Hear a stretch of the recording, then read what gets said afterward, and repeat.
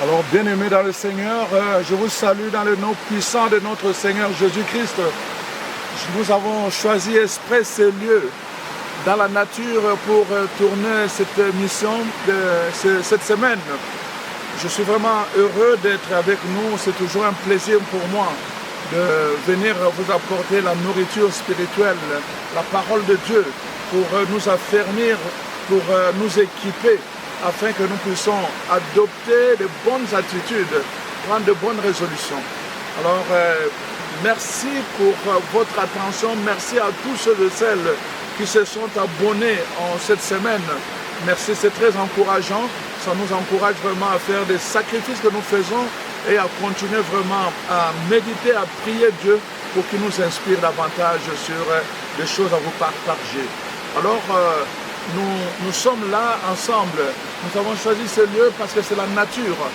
Je vous ai toujours dit que dans notre vie de tous les jours, la terre, la nature, c'est comme une école. Dans cette école, nous apprenons. Dieu nous a établis ici pour que nous puissions apprendre. Nous avons à apprendre, n'est-ce pas, de nos expériences personnelles. Nous avons à apprendre de la nature, de l'expérience des arbres. Ces arbres qui sont là depuis des années, stables, toujours au même endroit. Ils subissent le temps, ils subissent l'hiver, ils subissent l'été, les automnes, n'est-ce pas, le printemps, et ils sont toujours là. Ils ont quelque chose à nous apprendre. Nous sommes là pour apprendre aussi, nous avons à apprendre de l'eau.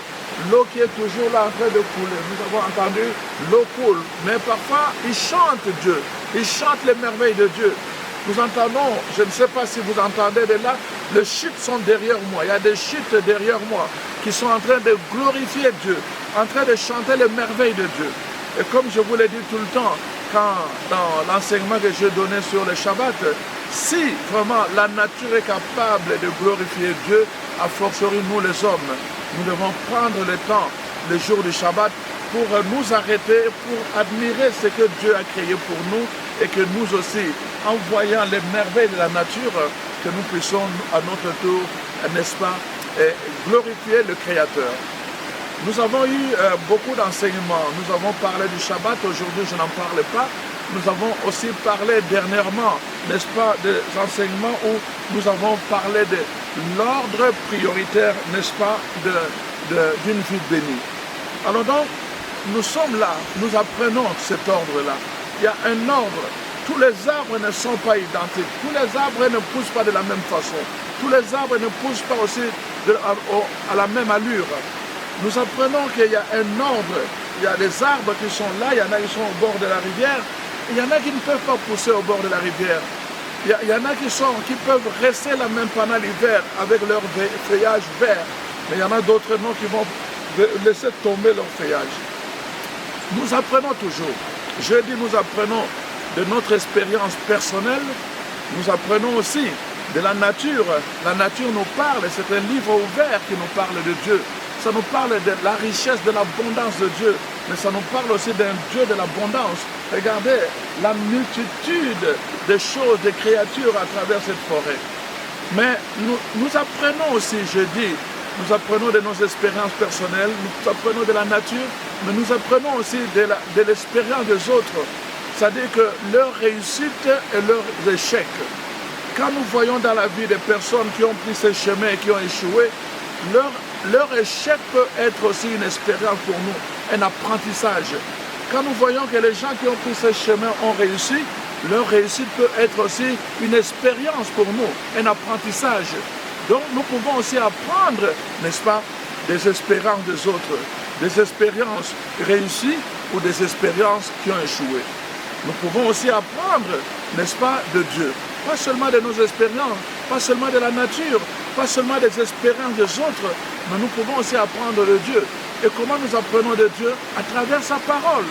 La parole de Dieu dit dans 1 Corinthiens 10, verset 11, que tout ceci a été mis par écrit pour nous servir de témoignage, pour nous servir d'exemple. Donc la parole de Dieu nous est donnée pour que nous puissions apprendre. Voyez-vous, chers frères et sœurs, voilà pourquoi nous sommes ici à ce lieu, pour que nous venions apprendre.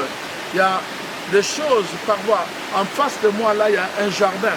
Et le jardinier me disait tout à l'heure que, n'est-ce pas, il y a des semences qui ont été jetées et il y en a qui ont poussé et il y en a d'autres qui n'ont pas poussé. Il y en a qui ont échoué. Alors donc, lui apprend aussi pourquoi les autres semences ont échoué alors que dès le départ, ils avaient la même chance. C'est ce que nous allons, nous aussi, nous voulons examiner à travers, n'est-ce pas, notre enseignement d'aujourd'hui. Notre enseignement d'aujourd'hui va porter vraiment sur un aspect important. Nous avons, la fois passée, nous avons, n'est-ce pas, étudié toute la question qui concerne l'ordre prioritaire dans une vie bénie. Un ordre prioritaire. Nous avons besoin d'un ordre prioritaire pour avoir dans une vie bénie. Alors, nous avons entendu, n'est-ce pas, dans cet enseignement-là, qu'il y avait un ordre que nous avions à établir dans notre vie de tous les jours. Et cet ordre était en trois parties. Premièrement, l'autel, c'est-à-dire que bâtir notre relation avec Dieu. Deuxièmement, la tente. Et nous avons pris l'image de la tente comme l'image de l'habitation, c'est-à-dire de la famille. Et la famille commence avec le couple. Et troisièmement, nous avons pris l'image du puits qui est le travail. Nous avons dit que quand l'ordre est prioritaire et bien établi, quand Dieu prend sa place dans nos vies, quand la famille prend sa place dans nos vies et quand le travail prend sa place dans nos vies, alors nous vivons, nous faisons l'expérience de la bénédiction de Dieu au quotidien. Mais quand cet ordre n'est pas respecté, quand le travail prend la première place et que Dieu vient à la dernière place, quand le travail prend la place de la famille ou du couple et que le couple vient en dernière place, il peut y avoir, n'est-ce pas, des conséquences fâcheuses. Et parmi ces conséquences, il y a, n'est-ce pas, le divorce.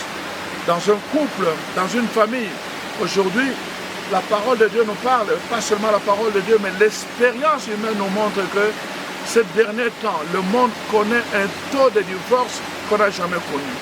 Beaucoup de divorces. Alors, le taux de divorce, autant dans l'Église que dans le civil, il y a tellement de demandes de divorce. Aujourd'hui, dans l'Église, les gens divorcent, mais aussi dans le civil, les gens divorcent. Et alors, donc, nous avons voulu examiner ensemble cette question. Nous avons voulu examiner ensemble. Je suis en train d'aller progressivement.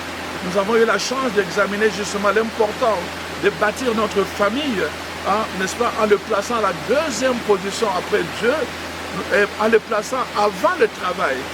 Alors donc, nous sommes en train d'examiner pourquoi plusieurs chrétiens, malgré la bénédiction que Dieu a libérée, vivent vraiment des situations difficiles. Ils vivent le calvaire, ils vivent l'enfer dans un lieu où ils devaient vivre la joie, le bonheur, c'est-à-dire le mariage, parce qu'on suppose que le mariage c'est un lieu de l'éclosion de l'amour.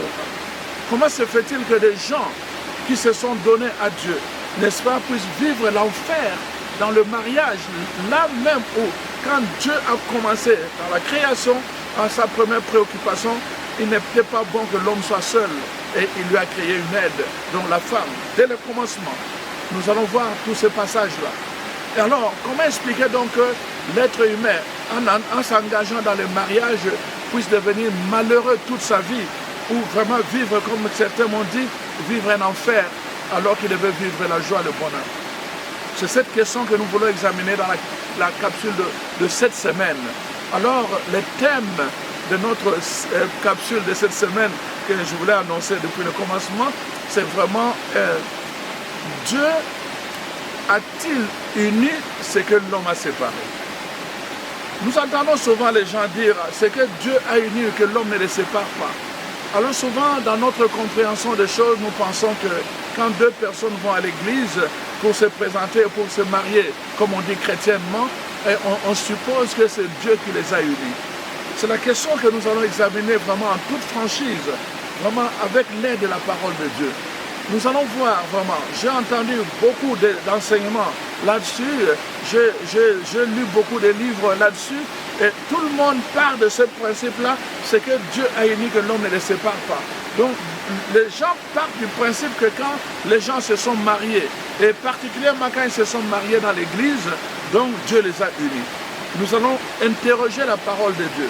Est-ce que c'est vrai? Nous allons interroger la parole de Dieu. Est-ce que c'est vrai? Quand Dieu unit, quand Dieu est à la base de quelque chose, quelles sont les conséquences quand Dieu est à la base de quelque chose? Voilà pourquoi vraiment mon message veut être clair. Moi, je ne suis pas là ni pour juger, ni pour valoriser les divorces. Moi, je ne suis pas là pour encourager quoi que ce soit. Je suis là, mon rôle, c'est de clarifier, d'éclairer à partir de la parole de Dieu. Parce qu'il faut vraiment que, d'abord, premièrement, que ceux qui sont dans le mariage puissent vraiment s'en rendre compte et qu'ils puissent vraiment, quand ils ont fait un mauvais choix, qu'ils puissent vraiment se mettre à genoux pour demander la volonté de Dieu et la grâce de Dieu. Mais aussi, mon message s'adresse aux jeunes, les garçons et filles qui aspirent au mariage, afin qu'ils puissent savoir comment partir quand ils veulent se marier. Le point de départ, comme je vais le souligner, est très très important dans la vie. Alors donc, nous sommes en train d'examiner ces choses-là. Nous allons voir donc, à cause de tout ce qui se passe dans la famille, nous comprenons que c'est très important d'accorder une attention particulière au couple, parce qu'il n'y a pas de famille sans d'abord le couple. Le couple est le fondement, n'est-ce pas, de la famille. Et le mariage est la fondation du couple. Alors donc, nous voulons examiner cette question qui a été dite dans l'Ancien Testament, dans les livres de Genèse, à ce que Dieu a uni, que l'homme ne les sépare pas, que Jésus lui-même a répété dans les évangiles. Il a répété cela quand les gens sont venus nous poser la question, n'est-ce pas, sur le mariage et sur le divorce. Et il a répété, il a dit, c'est à cause de votre endurcissement de cœur, n'est-ce pas, que Moïse a prescrit le certificat de divorce. Donc, au commencement, il n'en était pas question. Alors, il termine en disant que Dieu avait créé l'homme et la femme pour qu'ils soient un. Et deuxièmement, il termine en disant, c'est que Dieu a uni que l'homme ne les sépare pas. Alors, nous allons examiner cette question. C'est vraiment fascinant. Tout ce que j'ai entendu, je n'ai pas entendu en fait la perspective que j'apporte aujourd'hui. Moi, ma perspective, c'est une question, c'est une interrogation. Est-ce que Dieu a uni ce que l'homme a séparé? Quand on parle de divorce, c'est la question que nous devons nous poser. Au lieu de juger les gens, posons-nous la question, est-ce que Dieu les avait unis? Parce que la phrase est en deux points. La première partie de la phrase est claire. C'est la phrase principale, comme on dit en français. C'est que Dieu a uni. Donc, nous devons examiner, est-ce que Dieu a uni ce que nous pensons que Dieu l'a uni? Est-ce que Dieu l'a uni? C'est la phrase principale. Quand nous avons répondu par oui, alors nous pouvons maintenant examiner la deuxième phrase, alors que personne ne les sépare. Mais si nous disons ce que Dieu a uni et que ce n'est pas Dieu qui a uni, nous ne pouvons pas appliquer la deuxième phrase en disant que personne ne les sépare, logiquement parlant. Et nous allons voir avec la parole de Dieu, sans parti pris. Je prie Dieu vraiment que l'Esprit du Seigneur soit avec vous. Vous qui êtes dans le mariage, vous qui subissez de souffrances de toutes sortes, vous qui avez divorcé, vous qui vous aspirez au mariage, ce message est pour vous. Parfois, si vous êtes bien heureux dans votre mariage, gloire à Dieu. Écoutez ce message pour aider d'autres, parfois des jeunes qui viendront demander conseil auprès de vous. Voilà pourquoi, justement, moi je ne suis pas marié, mais pourtant, je vous donne conseil, mais à partir de la parole de Dieu. C'est tout ce que j'ai comme d'abord au point de départ. Mais deuxièmement, j'ai aussi vraiment une riche expérience dans mon cheminement, dans ma propre famille, mais aussi dans mon exercice pastoral.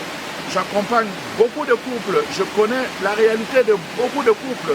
Moi, je suis comme l'eau. Les gens qui viennent se laver dans l'eau, se lavent nus. Ils se lavent nus. Donc, je suis comme l'eau. Alors, donc, c'est comme ça. Les gens viennent se confier en moi et c'est là que j'ai vu toute la misère que les gens vivent. Parfois, on les admire en apparence, mais en profondeur, c'est des gens qui souffrent et qui font des sacrifices jour après jour et qui n'ont jamais été heureux dans leur mariage. Est-ce que c'est ce que Dieu a voulu?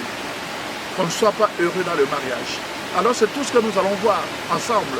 Parce que c'est important de revenir à la parole de Dieu pour ne pas lui faire dire ce qu'elle n'a pas dit. Donc voilà un peu, cela a été mis donc, au point. Donc je voudrais donc aborder différemment cette question, n'est-ce pas, pas du mariage, mais plutôt du divorce. C'est que Dieu a uni, que l'homme ne les sépare pas. Les deux vont ensemble. C'est que Dieu a uni, ça c'est le mariage, séparation c'est le divorce. Alors donc j'aborde les deux questions ensemble. Donc j'ai fait la mise au point. Je n'ai aucune idée de justifier quoi que ce soit. Je pose juste une question. À la fin de cet enseignement, vous me répondrez. Est-ce que c'est Dieu qui a uni ce que l'homme a séparé? Alors, l'homme qui a séparé, c'est un couple. Je parle, il n'y a pas de nom. C'est-à-dire qu'il y a des couples, bien sûr, il y a la négligence. Il y a beaucoup de raisons dans la séparation de ce que Dieu peut unir. Il y a beaucoup de raisons. La négligence, le manque d'attention, les distractions, mais aussi l'ordre prioritaire quand il n'est pas mis à sa place, hein, ça peut avoir des conséquences fâcheuses. Mais ici, je voulais vraiment d'abord regarder, poser le regard sur le mariage et le divorce en fonction de cette phrase. C'est une interrogation. Est-ce que c'est Dieu qui a uni ce que l'homme a séparé? Quand on a affaire à un divorce, la première question devrait se poser, est-ce que c'est vraiment Dieu qui les a unis? Alors nous allons voir avec tout ce que nous avons connu, n'est-ce pas, que vraiment c'est quelque chose de très important. Vous savez, dans ma propre famille, ma petite sœur, elle était trop jeune. Elle est allée en vacances, en Europe, chez ma tante, et puis la relation n'a pas été vraiment rose, hein, et elle est ma tante. Et à cause de cela, vraiment, elle s'était adonnée, elle était très adonnée vraiment. Elle chantait dans une chorale qui allait de la cathédrale de Paris. Et elle chantait vraiment dans des chorales africaines en Europe. Ils allaient par-ci par-là pour aller animer. Et voilà que quand elle était là, elle était très épanouie. Quand elle revenait à la maison, c'était vraiment, comme on dit, l'expression de l'enfer. C'était la souffrance. Elle n'avait pas de paix. Donc, tout le temps, c'était comme ça. C'était son environnement. Alors, imaginez-vous, donc, il y a un homme qui était là, un Africain aussi, qui la connaissait, mais qui voyait qu'elle avait de bonnes valeurs. Et alors, elle s'est dit qu'en tout cas, moi, j'ai un neveu qui n'est pas marié en France, alors donc, je vais vraiment proposer à mon neveu de marier cette fille parce que je trouve qu'elle a une bonne éducation, elle a de bonnes valeurs. Et voilà, c'est ça qui s'est passé. Alors, donc, quand on est venu lui proposer ce mariage, elle ne connaissait même pas l'homme. Imaginez-vous. Mais son souci, c'était quoi? C'était de sortir de la maison qui était pour lui comme un enfer. C'était son seul souci. Sortir de cette maison-là, le reste, je vais voir après. Elle n'est pas allée dans le mariage parce qu'elle désirait se marier avec cet homme. Elle est allée parce qu'elle voulait fuir un endroit. La motivation première de son mariage, c'était de quitter l'endroit où elle était parce que c'était un enfer pour elle. Elle voulait aller trouver la paix ailleurs. Elle pensait aller trouver la paix ailleurs. Malheureusement, comme je vous dis encore, le point de départ, je vais le montrer dans la parole de Dieu, est très important. Dans chaque chose que nous faisons, pas seulement pour le mariage, même pour nous qui devenons des serviteurs de Dieu. Les prêtres et tout le reste, il y a des gens qui n'ont pas été appelés par le Seigneur. Et il faut les reconnaître. Ils n'ont pas été, nous savons, plusieurs gens ont témoigné, qui sont devenus prêtres simplement parce que leurs parents, leur mère, leur père, les avaient, n'est-ce pas, poussés à devenir prêtres. Mais ils n'avaient pas la vocation. Mais ils sont devenus prêtres, ils ont été ordonnés, ils ont célébré des messes qui étaient valides. Mais même s'ils ont fait toutes ces choses-là, ils n'ont pas eu la paix. C'est-à-dire qu'au point de départ, ils n'étaient pas appelés par Dieu pour ce service. Tout ce qu'ils ont fait, ils l'ont fait sur le plan simplement humain. Mais ils n'étaient pas appelés par Dieu. Donc je suis en train de vous montrer des exemples concrets pour que vous puissiez prendre conscience. On a eu un prêtre, un esprit qui, le jour où sa mère est décédée, après avoir célébré le funérail de sa mère dans la sacristie, quand il a enlevé tous ses ornements, il a dit, maintenant que ma mère est décédée, je finis avec les sacerdoces. Mais c'était quoi le problème? C'est sa mère qui l'avait poussé, qui le poussait à devenir prêtre. Il est devenu prêtre pour sa mère. Le jour où sa mère est décédée, il a quitté les sacerdoces. Ce qui est normal. Moi, je le trouve même sincère, je le trouve vrai. Et parce qu'il n'était pas appelé par Dieu. On ne peut pas le condamner en disant pourquoi tu es parti. Il n'était pas appelé, ce n'était pas son appel.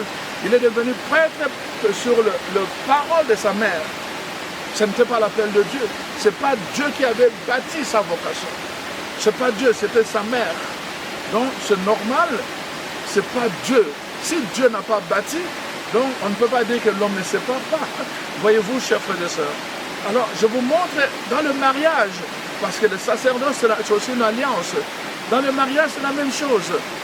Ma soeur ne connaissait pas cet homme. Et sa motivation première, ce n'était pas d'aller épouser cet homme. Sa motivation, c'était de partir de la maison. C'était de sortir de la maison de ma part. Voyez-vous? C'est très important, ces choses-là.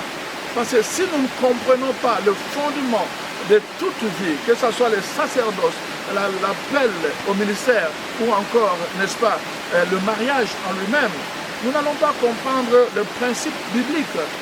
Alors donc, voici, donc ma soeur est allée en mariage, mais cet homme a été très dur envers elle. Je me rappelle, je suis allé le visiter, waouh, ce que j'ai vu, c'était impossible. L'homme allait au travail, il fermait le téléphone avec une clé. Donc pendant que l'homme était au travail, ma soeur ne pouvait pas utiliser le téléphone, elle ne pouvait pas recevoir le téléphone. Donc c'est très très important, chers frères et sœurs, j'en parle, vous voyez que c'est quelque chose d'intime. Si je le partage, c'est parce que je ne dis pas simplement pour justifier, mais je dis que ce sont des expériences douloureuses. Les gens vivent déjà beaucoup de douleurs dans leur séparation. Les enfants sont pénalisés dans les séparations. On ne peut pas le prendre à la légère. Donc c'est important que nous puissions asseoir une réflexion, mais qui est basée sur la lumière de la parole de Dieu. Voilà pourquoi je vous partage cette réflexion.